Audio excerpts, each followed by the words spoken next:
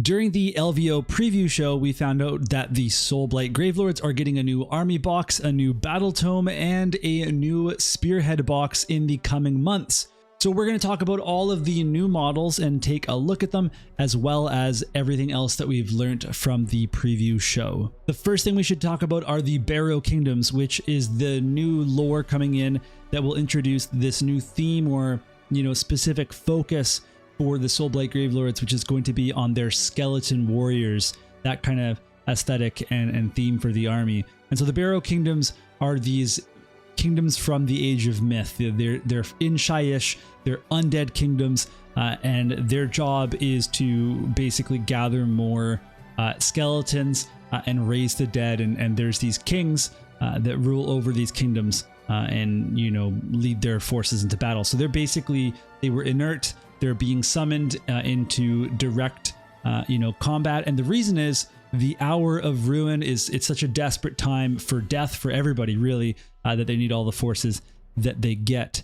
So this leads into an army box, which is going to have a white king on skeletal steed, which can alternatively be built as a white lord. It's going to have Barrow Knights, that's 5 in a unit, and then 20 Barrow Guard, which are 10 in a unit. So the white king on skeletal steed is a revenant that basically has such power within their kingdom that they are a match for a vampire. Like, that's the level of power and strength that we're talking about here. And they command armies from the dead, from all sorts of different armies and kingdoms and cities and cultures, whatever. They've all been pressed into their servitude by being dug up by their forces. And so these are supposedly a very, very strong hero. And so the White Lord are basically these conquered kingdoms nobles that have been enlisted into service, and they often, rather than just go into the rank and file, they get a little more prestigious a place in this undead kingdom. And so if you want to build the White Lord, you could also do that. The Barrow Knights are going to be resurrected people that have, skeletons that were cavalry in real life, and they still have their pride in their ability to fight and ride their horse, and their steeds have risen with them. But yeah, they're undead knights and they're pretty badass.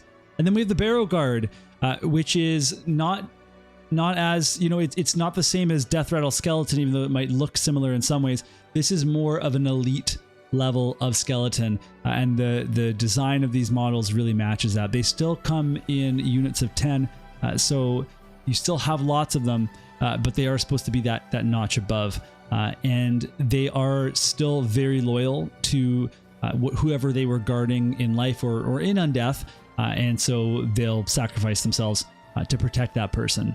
So also in this army box is going to be the alternate cover Battletome and 55 warscroll cards, and so it's a pretty nice little force that you can get, and definitely pairs super well with the spearhead, which we'll talk about next. The spearhead is called the Death Rattle Tomb Host, and like all the other spearheads, you're going to get rules for this one so that it can be played in the spearhead mode.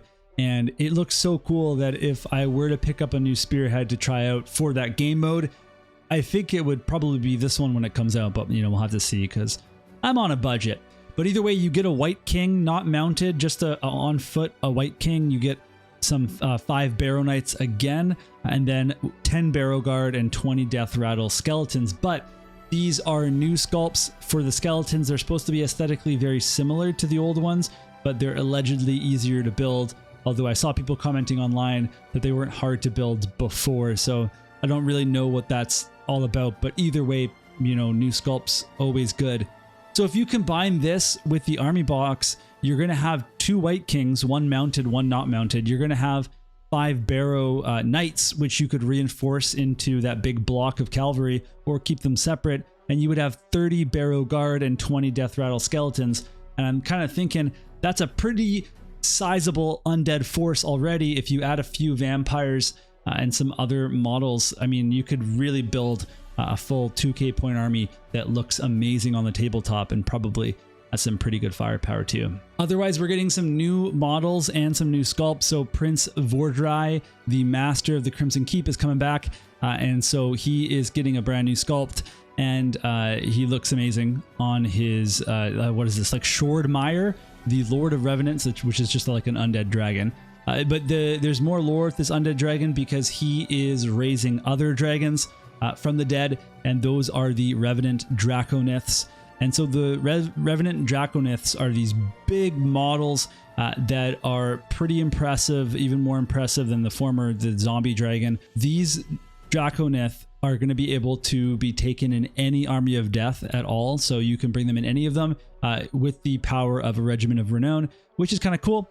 And then we also have a Vampire Lord on Nightmare Steed, which is looking pretty good. And they mentioned that there's even more models that are going to be coming, that they just haven't announced everything yet. So as these different waves come out, the army box one week, the spearhead another week, the regular Battletome at some point, they'll announce some new models for Soulblight Gravelords, but also they're going to announce the faction terrain and the endless spells. Finally, we can talk just a little bit about the Battletome because they did announce in the preview video that there's going to be 4 new battle formations. So they didn't say anything about the actual battle traits that you pick or that you get to use in battle, but they said the brand new battle formations, which is pretty exciting because those can often add a very interesting flavor to your list construction, but also the way that you play the game, which I really like.